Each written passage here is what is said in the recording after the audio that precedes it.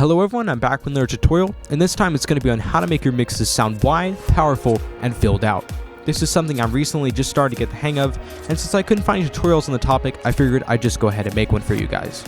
Now just for clarification, this is not a video on how to make your mixes as loud as possible. This is a video on how to prevent your mixes from sounding thin, which was one of the problems I was having with some of my earlier music. We want you to have mixes that still have a nice dynamic range to them that are still at a good level. There are 4 tips I'll give you in this video that will cover limiting, saturation, the Haas effect for stereo wideness, and finally I'll be showing you how I turned a Thor unit into an insert effect so you can use Thor's smooth chorus effect on any audio signal inside of Reason. So let's go ahead and dive right in. So the first thing that we're going to be talking about is limiting. So basically, limiting is compression with very extreme settings. Now, I'm not going to discuss everything you ever wanted to know about limiters, but I will give you a summary just so that we're all on the same page. Think of it this way. A limiter is a compressor with a fixed threshold and a high ratio, so it's always compressing when something goes over the threshold, which in this case of the Reason limiter is 0 decibels, which is the loudest something can go without clipping. The limiter inside of Reason has a fixed threshold, but on some other limiters, like the rack extensions available, you can actually change this threshold. So with that out of the way, how do I use limiters? Well, in a synth sample, in one of my songs, I would use a limiter like this to turn up the level of the track to around 0 decibels on the mixer so that we have a good signal level to work with. So I have this track right here. I'm going to go ahead and play it for you guys.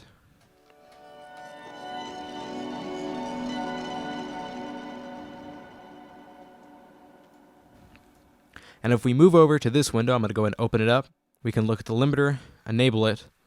And then what I'm going to do is basically increase the level till we get to around 0 decibels on this channel right here.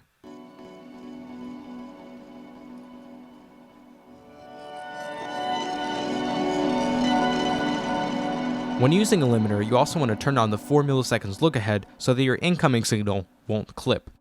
Now I'm also going to use some of the soft clip feature right here, turn this on, put the amount at around 28, which will add some subtle harmonic distortion to the sound.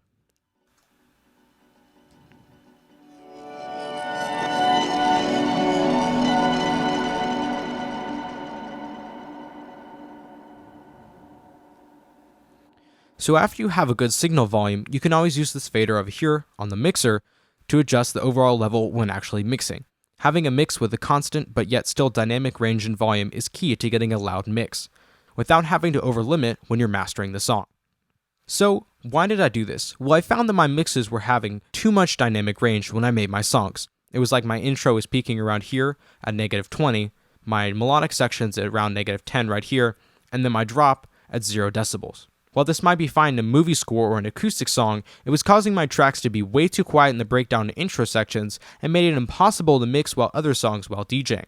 This also created the illusion that my mixes lack punch in every section but the drop. The only way I can make the song louder was either to overlimit, which I decided not to do, or just leave my songs as the way they are, which left my songs lacking in volume, which made them sound thin. Well, how much dynamic range should you have in your mix? Well, that's up to you. Put one of your favorite tracks in your sequencer that's well mixed and watch the main meter and see what level each section is peaking at. I like about -10 in my melodic sections and about 0 decibels on the drop. But this is all up to your own personal taste and how much dynamic range you want in your song. Just whatever you do, make sure not to overlimit your master or it'll sound bad. So now the next topic that I'm going to discuss is the use of saturation. For this, you will need a rack extension, the softube saturation knob, but really any saturation plugin will work, including the tape mode on the Scream 4 distortion unit. But don't worry, because this is the only one of the 4 tips that requires you have Reason 6.5 or higher. All the other ones can be done in Reason's versions 4 and above. So let me go ahead and demonstrate what this effect sounds like on a bass. So here it is with.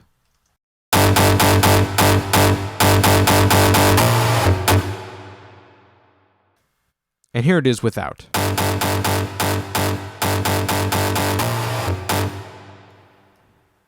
So not only does this add saturation to the sound, but it also gives the illusion that the mix is louder through the use of harmonic distortion.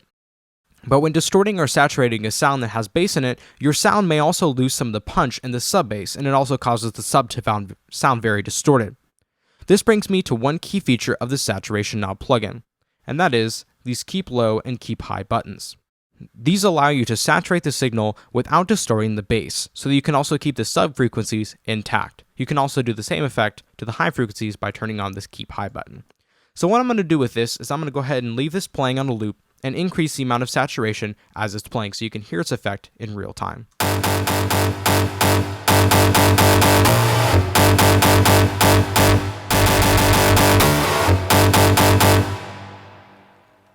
Now I'm going to do one final demo of the saturation knob, and it is going to be on how I mastered a song. Yes, you heard me right. I'm going to show you how I used it to master part of my latest song, Distant City.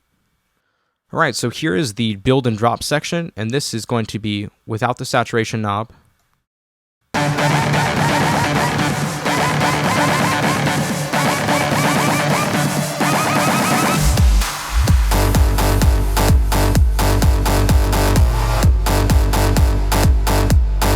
And then this is going to be with the saturation knob.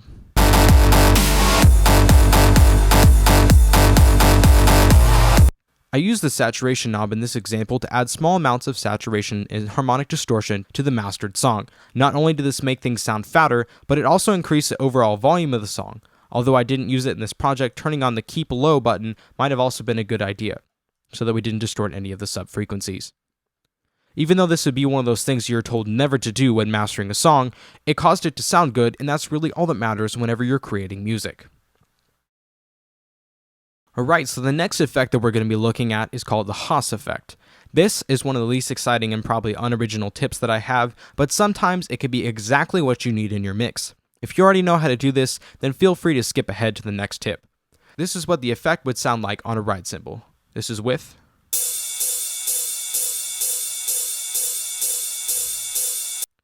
And this would be without. Alright, so to create this effect, you need two effects devices, the Spider audio merger and splitter, and a DD-L1 digital delay line.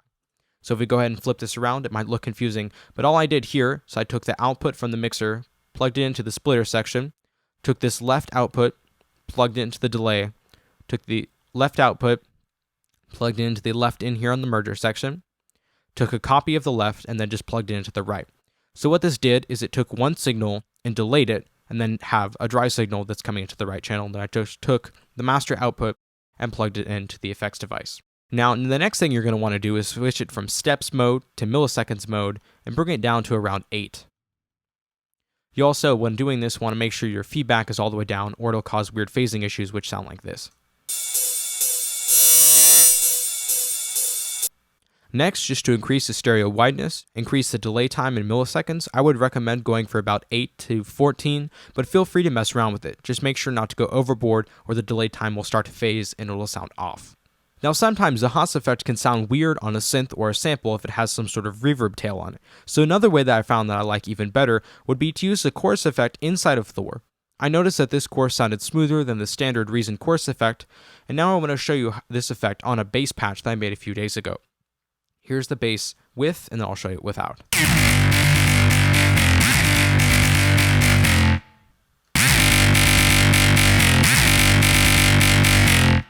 Now in the synth I just showed you, I used the built-in chorus effect inside of Thor for that synth.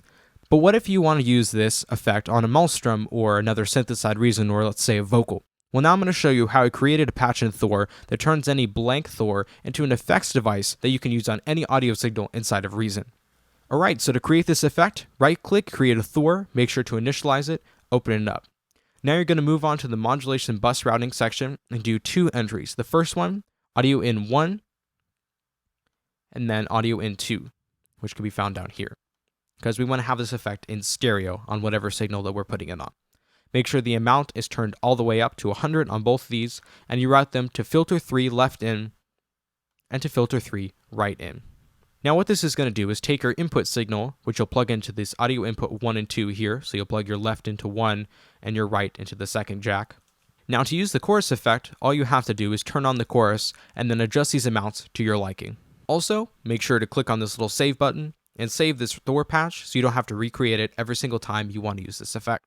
To recap, we looked at limiting to give a good signal volume, saturation to increase the fatness of a sound or to use when mastering, the Haas effect for stereo wideness, and finally, how to use Thor's chorus unit as an insert effect.